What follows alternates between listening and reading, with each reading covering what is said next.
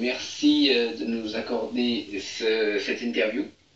C'est gentil à vous, surtout de m'appeler, de m'inviter, c'est cool. Ça me change un petit peu du rôle, parce que généralement c'est moi qui fais les interviews. Et là, je me retrouve invité, je suis content d'être avec vous, c'est cool. D'accord, exactement. Donc, c'est JC de la web radio Aux Villes Lumière. Alors, ce soir, donc, on va parler de vous. On va parler aussi de votre émission. Mais on va parler aussi un petit peu du PSG, si ça vous dérange pas. Ça me dérange jamais. Le PSG, c'est le sujet où tu peux être sûr qu'à chaque fois, je vais te dire, il n'y a pas de problème, j'ai tout mon temps devant moi.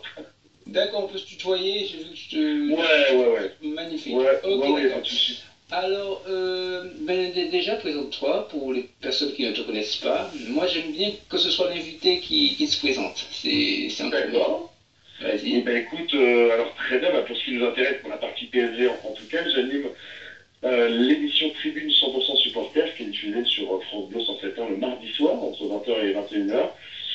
Voilà, la seule émission d'Abord FM, je vous le dis, où les supporters sont en direct en studio. Donc, la façon dont ça s'organise, en fait, tous les mardis, on a en studio 3 supporters. Je suis au micro avec Michel Collard, historien du Paris Saint-Germain, et puis on a un invité qui est avec nous. Alors parfois c'est un ancien joueur, un ancien dirigeant du club, et puis d'autres fois on reçoit des entre guillemets people. Voilà, je peux citer comme exemple les gens qu'on a reçus il n'y a pas longtemps, Guillaume Durand, Bruce, tout ça, des people pour particularité, une particularité qu'on aime beaucoup, nous, d'être fans du Paris Saint-Germain depuis des années. Donc ça permet de parler de leur histoire avec le club, de parler de leurs souvenirs, et puis de parler aussi du PSG actuel qui nous fait rêver. Bon, même si là, on arrive juste après la Ligue des Champions, donc on a un peu tous la gueule de bois, mais dans l'idée, voilà, le club nous fait quand même rêver, je pense, toute la saison, tu me diras pas le contraire.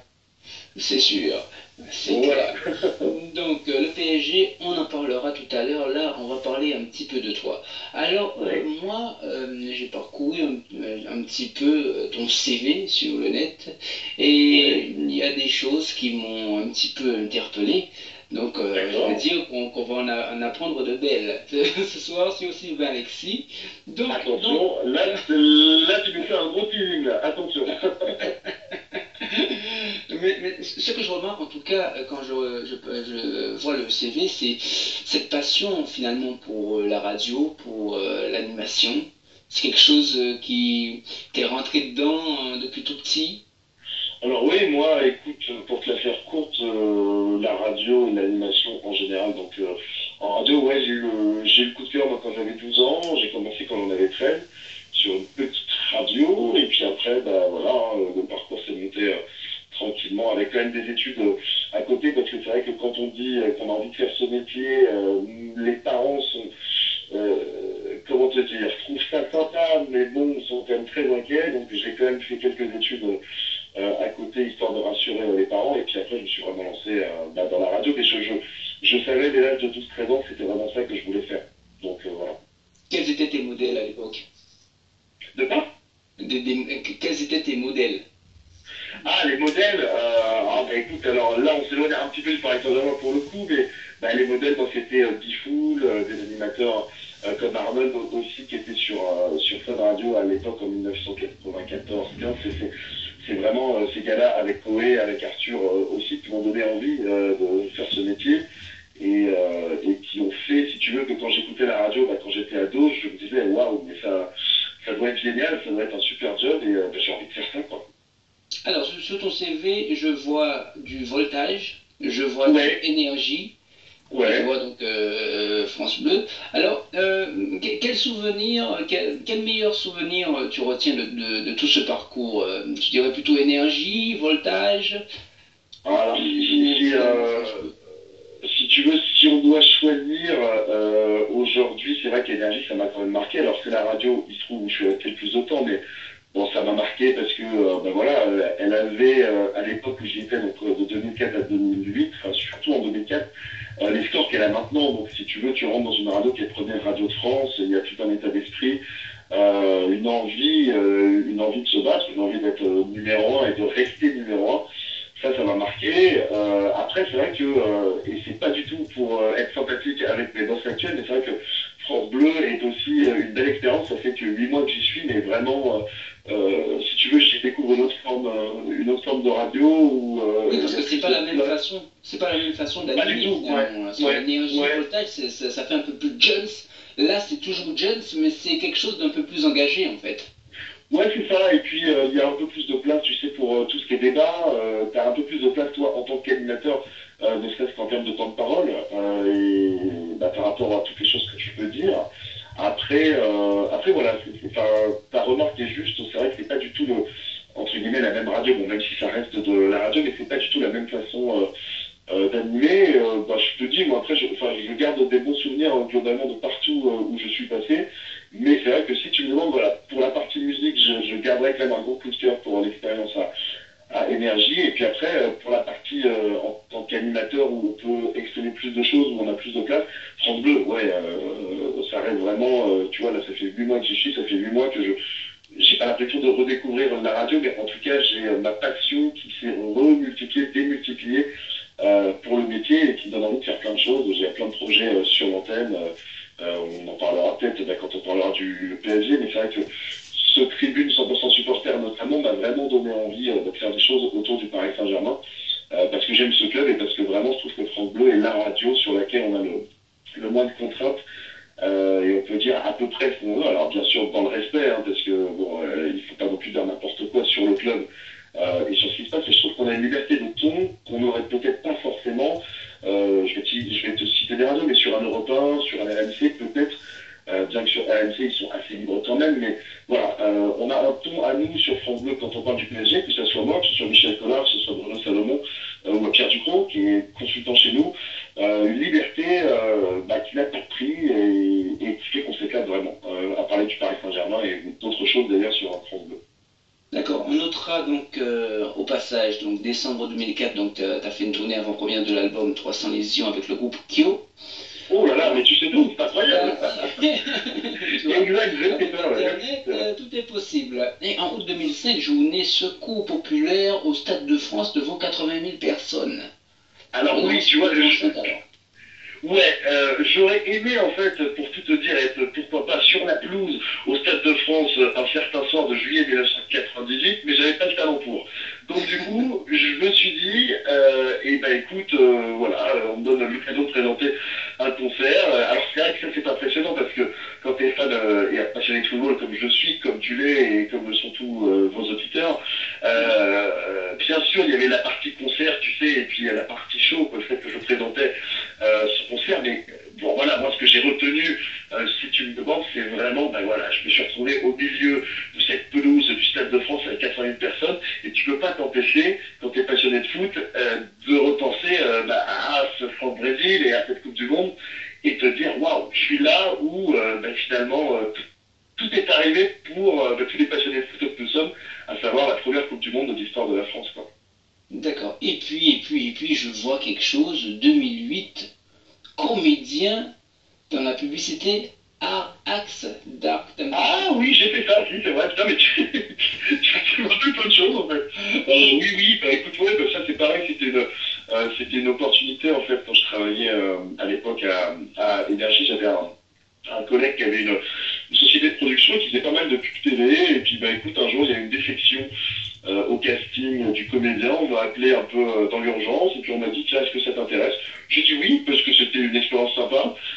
Après voilà, comédien, ça peut rester peut-être un rêve que j'ai pas encore atteint, mais je suis pas sûr d'avoir le truc. Enfin, en tout cas, sur ce tournage-là, on s'est beaucoup amusé, donc c'était sympa. Mais comme tu le constateras, il n'y a pas eu d'autres expériences en publicité, parce que bon, je pense que je suis avant tout fait pour la radio, quoi. Et puis qu'on ne peut pas s'éparpiller de trop non plus, quoi. Alors je rappelle à tous nos auditeurs, il faut qu'ils aillent voir.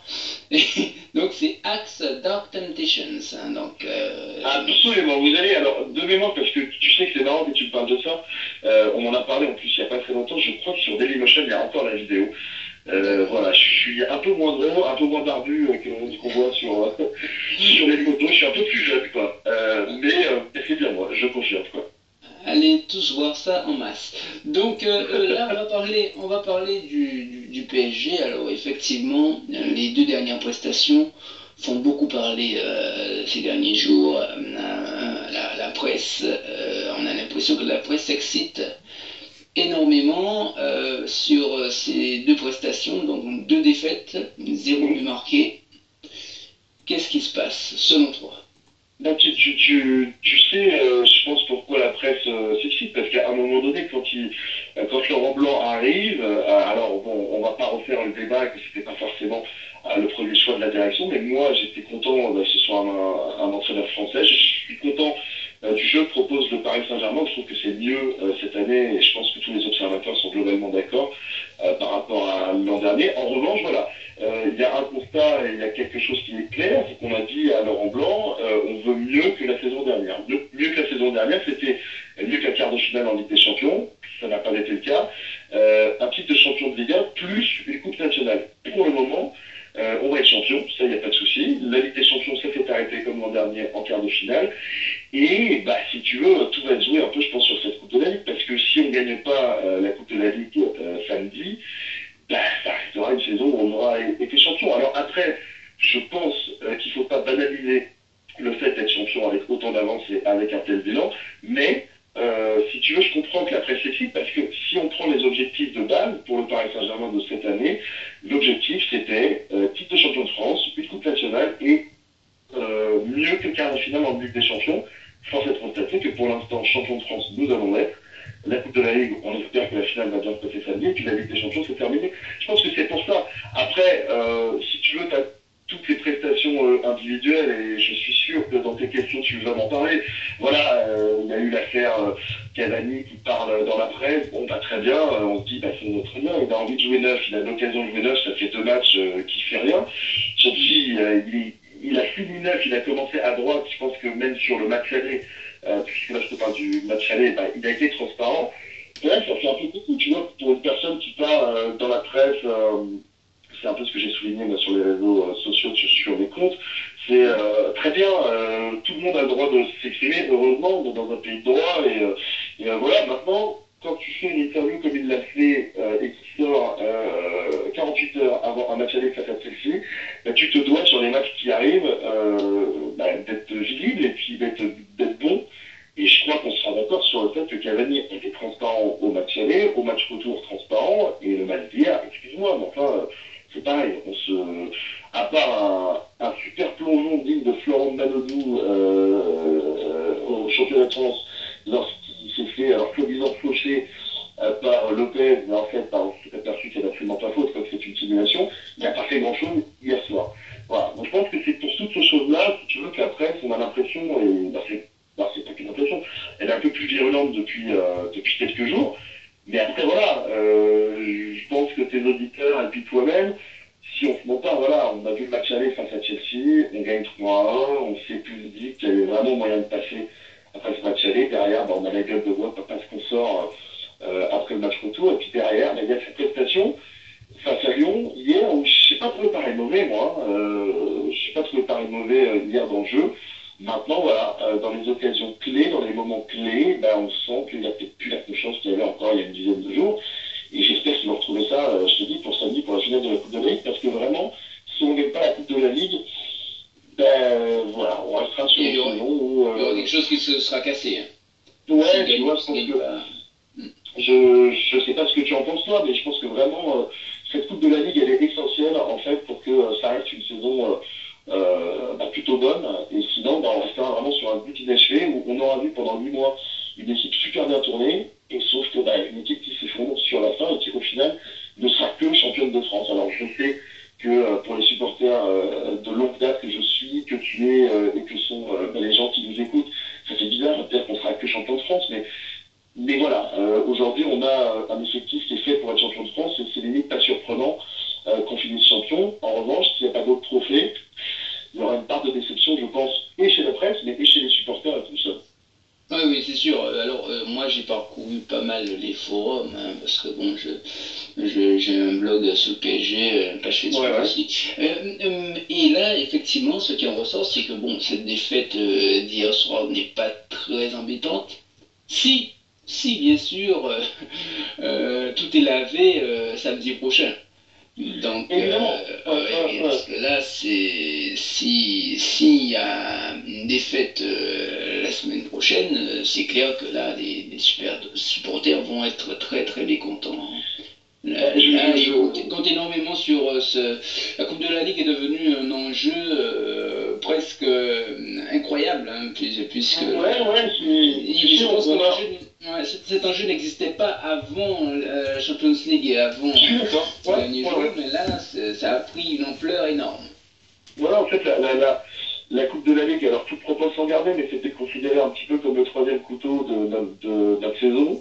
Et là, du coup, on se retrouve avec la limite, le match qui peut, alors pas sauver la saison, mais faire que la saison soit à la hauteur de ce qu'on attendait, c'est-à-dire plus que d'être champion de France. Et je pense que tu as tout résumé, en fait. Le match d'hier, il n'a pas d'importance sur le plan comptable, parce qu'on gagne un petit point d'avance, parce qu'il reste peu de matchs, et que tout le monde sait depuis déjà plusieurs journées que le Paris Saint-Germain sera champion de France cette année.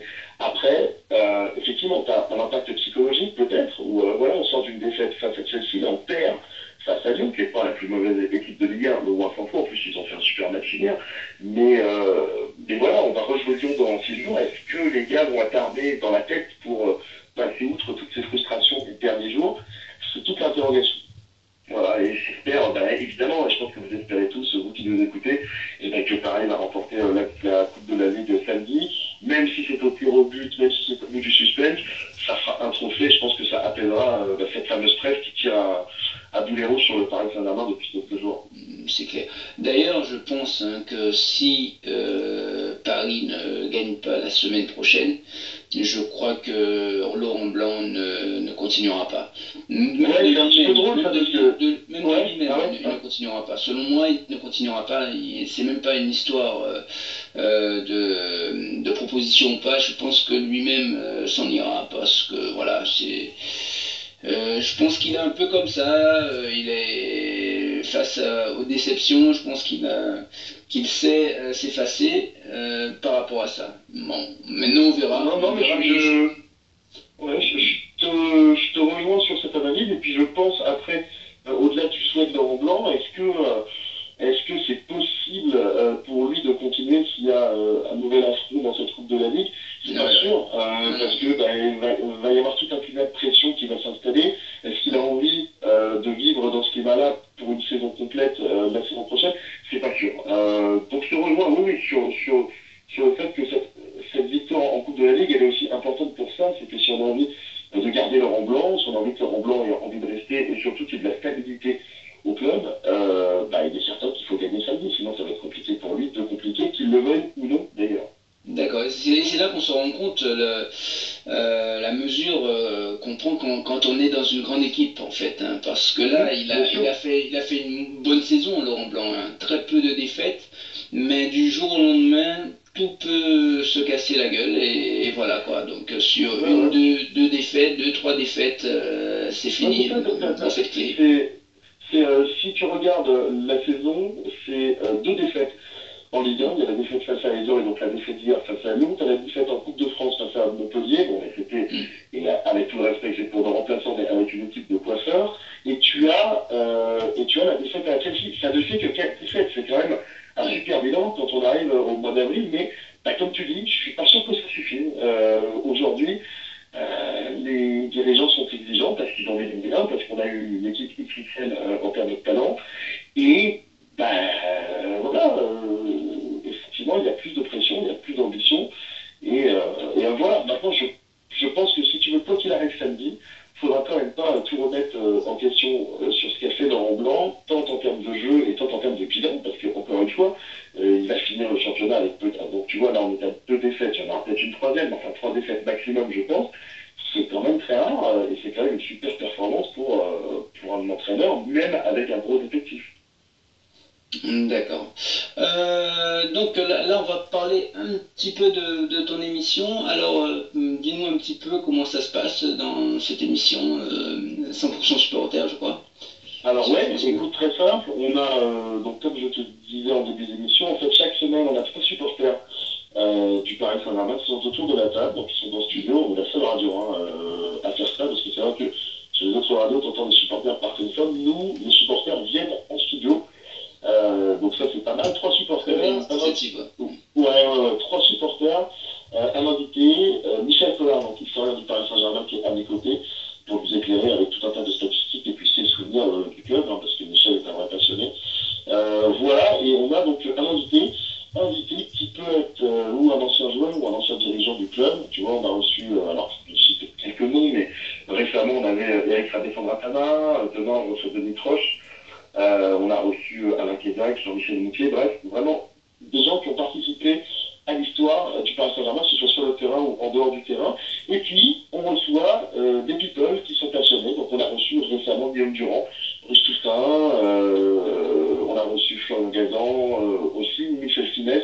Voilà, des gens qui sont, entre guillemets, dans les médias ou alors dans le cinéma, puisqu'on a reçu des comédiens aussi comme Arthur Junio, et qui sont passionnés du PSG depuis des années, donc ont plein de choses à nous dire d'abord sur leur vision du Paris Saint-Germain actuel, et qui ont aussi plein de choses et plein de souvenirs à nous faire partager, parce que, alors même si je te cache pas que le match face au Real Madrid de 93 revient très souvent, nos invités ont souvent aussi d'autres souvenirs et d'autres choses qui les ont marqués, et c'est toujours très intéressant, je pense, pour tout le monde, de ne pas oublier que le Paris Saint-Germain n'a pas que 2 ans, enfin 2 ans et demi, 3 ans, ça ne fait pas que depuis que les Qataris sont là que le Paris Saint-Germain existe et qu'il y a eu une histoire avant, qu'il y a eu des joueurs avant et qu'il y a eu des supporters surtout avant, même quand le club jouait son maintien à la dernière journée, il y avait des supporters. Et je pense que c'est important qu'aujourd'hui, il y a toute cette euphorie autour du Paris Saint-Germain, de ne pas oublier que le PSG